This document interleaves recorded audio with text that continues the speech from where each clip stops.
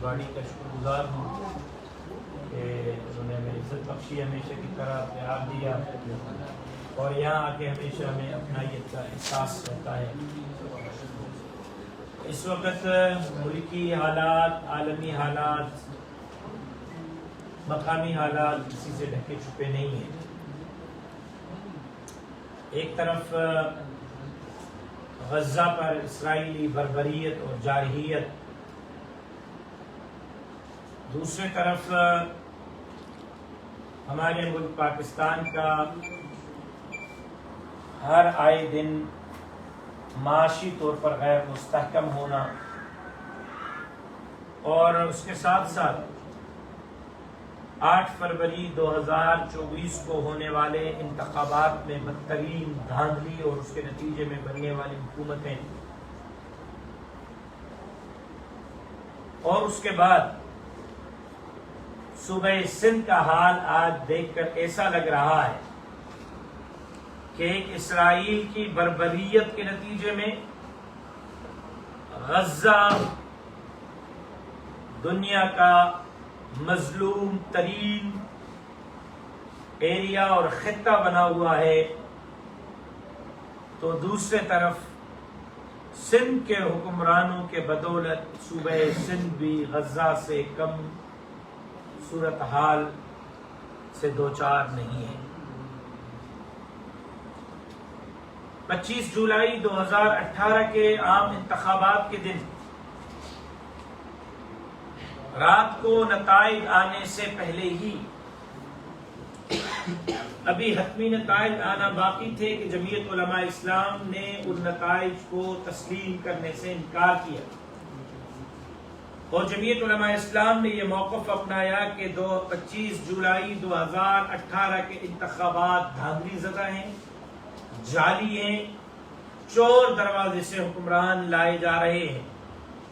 اور چند دنوں کے بعد آپ نے دیکھا کہ ہمارے اس موقف کی مسلم لیگ نون نے بھی تائید کی اور پاکستان پیپلز پارٹی نے بھی تائید کی، لیکن پی ٹی آئی نے کہا کہ نہیں، جو کچھ ہو رہا ہے سب ٹھیک ہو رہا ہے اور کوئی جعلی مینڈیٹ نہیں ہے، کیونکہ اس وقت پی ٹی آئی اقتدار میں جا رہی تھی، انتخابات صاف اور شفاف نظر آ رہے تھے۔ لیکن 8 فروری 2024 کے دن بھی جمعیت علماء اسلام کا وہی موقف رہا کہ انتخابات ایک مرتبہ پھر چوری ہو گئے ہیں، ووٹ ایک مرتبہ پھر چوری ہو گیا ہے، دھاندلی کی گئی ہے اور ہم ان انتخابات کو نہیں مانتے۔ تو پی ٹی آئی نے کہا کہ جے یو آئی کا موقف درست ہے، اور پاکستان پیپلز پارٹی اور مسلم لیگ نون نے کہا کہ نہیں، کوئی چوری نہیں ہوئی، کوئی دھاندلی نہیں ہوئی اور بالکل صاف اور شفاف انتخابات ہوئے۔ کیوں؟ اس لیے کہ پیپلز پارٹی اور مسلم لیگ نون اقتدار بنا رہے تھے اور پی ٹی آئی اپوزیشن میں جا رہی تھی۔ لہذا ہمارا موقف تو 25 جولائی 2018 والا ہے، ہمارے موقف میں نہ کل تبدیلی آئی نہ آج آئی۔ موقف تبدیل ہوا ہے تو یا پی ٹی آئی کا ہوا ہے یا پیپلز پارٹی اور مسلم لیگ نون کا ہوا ہے۔ ہم آج بھی کہتے ہیں کہ ملک کے اندر صاف اور شفاف انتخابات کرائے جائیں۔ آج ملک جن حالات سے دوچار ہے، یہ اس وقت تک ان حالات سے باہر نہیں نکلے گا جب تک عوام کے حقیقی حکمران تخت پر نہیں بٹھائے جائیں گے۔ اور حیران ہوں کہ قرضوں کی ڈیل ہو رہی ہے، آئی ایم ایف سے قرضہ لے کر ملک کو مزید معاشی طور پر دلدل میں پھنسایا جا رہا ہے اور جشن منائے جا رہے ہیں۔ دنیا کہاں سے کہاں پہنچ گئی، اور ہمارے حکمران آج بھی شاید عوام کو اتنا بے وقوف سمجھتے ہیں کہ قرضہ لینے کے بعد ڈھول بجاتے ہیں جیسے عوام خوش ہو جائے گا۔ پیٹرول کی قیمتیں آسمان سے باتیں کر رہی ہیں۔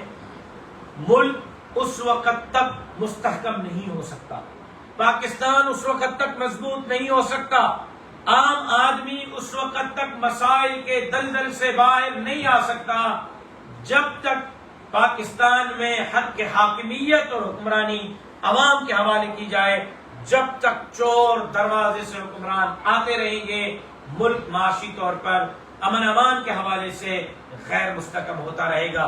اور جمعیت علماء اسلام اسی حوالے سے 3.5 سال کے تحریک کے بعد آپ نے دیکھا کہ ایک مرتبہ پھر تحریک کا اعلان کر چکی ہے۔ کل پشین میں سب سے بڑا جلسہ منعقد ہو رہا ہے بلوچستان کے تاریخ کا۔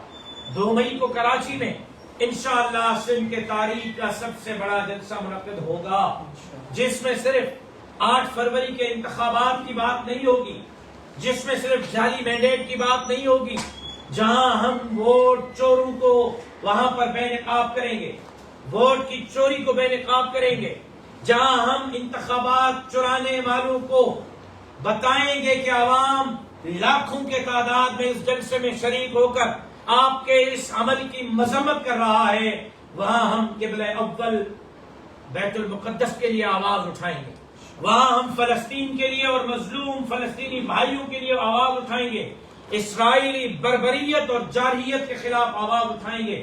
وہیں پر ہم صوبہ سندھ جو آج ڈاکو کے رحم و کرم پر ہے، آج آپ دیکھیں کہ مغرب کی نماز کے بعد کوئی بندہ سکھر اور لاڑکانہ ڈویژن میں قومی شاہراہوں پر سفر نہیں کر سکتا۔ آج حالت حیدرآباد، مترخاص، نواب شاہ، کراچی ڈویژن کی یہ اسٹریٹ کرائم عروج پر ہے۔ آج کوئی محفوظ نہیں ہے، بندوق کے نالی پر ماؤں، بہنوں، بیٹیوں سے بھی زیور چھینے جا رہے ہیں، معصوم بچے اغوا ہو رہے ہیں، جوان اغوا ہو رہے ہیں، ڈاکو ان کے ساتھ زنا کر کے ان کی ویڈیو جاری کر رہے ہیں۔ آج میں ملیر پریس کلب کے اس پریس کانفرنس سے سوال کرنا چاہتا ہوں کہ غریب کے بچے ہی کیوں لٹ رہے ہیں، مسکینوں کے بچے ہی کیوں لٹ رہے ہیں؟ کیا کسی ایک MPA کے بیٹے سے بھی کوئی کسی نے اغوا کیا ہے؟ کیا کسی وزیر اور مشیر کے بیٹے کو بھی کسی نے اغوا کیا ہے؟ کیا وزیر اعلیٰ کے بیٹے پر بھی کوئی ہاتھ ڈالنے کے لیے تیار ہے؟ کیا کسی سردار، نواب اور خان اور سرمایہ دار اور جاگیردار کے گریبان میں بھی کوئی ہاتھ ڈالنے کے لیے تیار ہے؟ کیا اسٹریٹ کرائم میں کبھی کوئی SHO کا بیٹا زد میں آیا ہے؟ کبھی کسی DSP اور SP کا بیٹا زد میں آیا ہے؟ صرف غریب کے ہی بچے کیوں؟ آپ اٹھائیں 8 فروری 2024 کے انتخابات کے نتائج، سکھر اور لاڑکانہ ڈویژن کے تمام اضلاع کے کچے کے 1000 پولنگ اسٹیشنز ہیں، میں نے نتائج مرتب نہیں کیے، الیکشن کمیشن نے جاری کیے، اپنی ویب سائٹ پر الیکشن کمیشن نے وہ نتائج رکھے ہیں۔ سکھر اور لاڑکانہ ڈویژن کے کچے کی 1000 پولنگ اسٹیشنز پر PTI نے 5 ووٹ لیے، JUI نے 500 ووٹ لیے ہیں، تو پیپلز پارٹی نے وہاں 1500 2000 اور 5000 ووٹ لیے ہیں۔ کچے کے پولنگ اسٹیشنز پر 1500 2000 ووٹ لے کر پیپلز پارٹی کی جیت بتا رہی ہے کہ ڈاکو کی سرپرست پیپلز پارٹی ہے۔ ڈاکو کے سرپرست پیپلز پارٹی کے اندر بیٹھے ہوئے خان، نواب اور سردار ہیں، اور اگر وہ نہیں ہے تو کچے سے پیپلز پارٹی کیسے جیتی ہے؟ کچے سے مخالف جماعتیں کیسے ہاری ہیں؟ وہاں کا ووٹ بتا رہا ہے، وہاں کے الیکشن کے نتائج بتا رہے ہیں کہ ڈاکو کے سرپرست سندھ اسمبلی میں بیٹھے ہوئے ہیں، ڈاکو کے سرپرست سندھ حکومت میں بیٹھے ہوئے ہیں۔ ہر آئے دن کرپشن پہ کرپشن، لوٹ مار، اب کیجر جھیل کے فروخت کرنے کی باتیں ہو رہی ہیں، کاروجھر کے فروخت کرنے کی باتیں ہو رہی ہیں، 7,000 ایکڑ کوئلہ جام شوروں میں ایک چند روپیوں کے عوض کس کو لیز پہ دیا گیا ہے؟ وہ بندہ کون ہے جس کو 7,000 ایکڑ زمین لیز پہ دی گئی ہے؟ کہیں وہ صدارت کا حلف اٹھانے کا ایوارڈ تو نہیں دیا گیا؟ کہیں وہ ایوان صدر میں پہنچنے کی فیس کے طور پر صوبہ سندھ کے غریبوں کی زمین تو ادا نہیں کی گئی؟ میں سمجھتا ہوں کہ پیپلز پارٹی نے اقتدار بچانے کے لیے، چور دروازے سے اقتدار پر حاوی ہونے کے لیے، جہاں سندھ کے جزائر کا، وسائل کا، معدنیات کا سودا کیا ہے، وہی اب وہ غریبوں کے خون کا سودا کر رہے ہیں۔ ڈاکوں کے رحم و کرم پر، اسٹریٹ کرائم کے رحم و کرم پر سندھ کو چھوڑ کر سندھ کے لوگوں سے حساب برابر کر رہے ہیں کہ سندھ کے عوام نے ان کو کیوں مسترد کیا، کیوں وہ دھاندلی کے ذریعے جیتے، عوام نے ان کو ووٹ کیوں نہیں دیا۔ 2 مئی کے جلسے میں انشاءاللہ جہاں 8 فروری کے دھاندلی زدہ انتخابات کے لیے آواز اٹھائی جائے گی، جہاں ملک کے اندر، پاکستان کے اندر چور دروازے سے آنے والے حکمرانوں کے خلاف آواز اٹھائی جائے گی، وہی قبلہ اول بیت المقدس کے لیے آواز اٹھائی جائے گی، وہی سندھ کے اندر بڑھتی ہوئی اسٹریٹ کرائم ڈاکورات کے خلاف آواز بلند کیا جائے گا، اور وہی سپریم کورٹ کے چیف جسٹس صاحب نے غیر ضروری طور پر جو ختم نبوت کے قانون کے ساتھ چھیڑ خانی کرنے کی کوشش کی ہے، اپنے طور پر اس کی تشریح کرنے کی کوشش کی ہے، اس حوالے سے بھی بھرپور آواز بلند کی جائے۔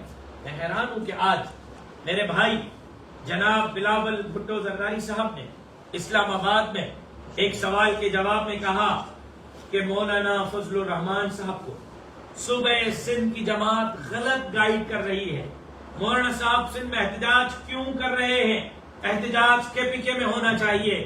تو بلاول صاحب کیا الیکشن صرف کے پی کے میں ہوئے؟ کیا سندھ میں کوئی الیکشن نہیں ہوئے؟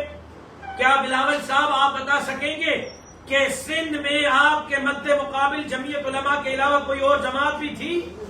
آپ کا مقابلہ تو جمعیت علماء اسلام نے کیا ہے اور اس کے بعد جی ڈی اے نے کیا ہے۔ صرف سکھر اور لاڑکانہ ڈویژن میں، دو ڈویژن کے صرف 70%، 60 سے 70% حلقوں میں جمعیت علماء اسلام نے 10 لاکھ سے زائد ووٹ حاصل کیے ہیں۔ سکھر اور لاڑکانہ ڈویژن کے 70% حلقوں میں 10 لاکھ ووٹ بتلا رہے ہیں کہ پیپلز پارٹی کی اپوزیشن کی جماعت سندھ میں ہے تو جمعیت علماء اسلام ہے۔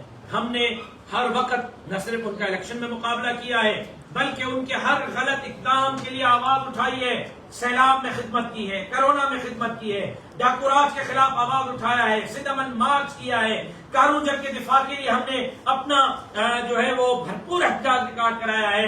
بلاول بھٹو زرداری صاحب کی باتوں سے پتہ لگ رہا ہے کہ میرے بھائی بلاول صاحب سندھ میں خوفزدہ ہیں تو جمعیت علماء اسلام سے خوفزدہ ہیں۔ اور مجھے بڑی ہنسی آئی آج جناب بلاول صاحب کی بات پر کہ مولانا فضل الرحمان صاحب کے جلسے میں ہم کھانا بھی بھیجیں گے اور مولانا صاحب کے جلسے میں ہم لوگ بھی بھیجیں گے۔ یا تو بلاول صاحب واقعی بہت معصوم ہیں، بہت بھولے بھالے ہیں اور ان کو نچلی سطح کی چیزوں کا کچھ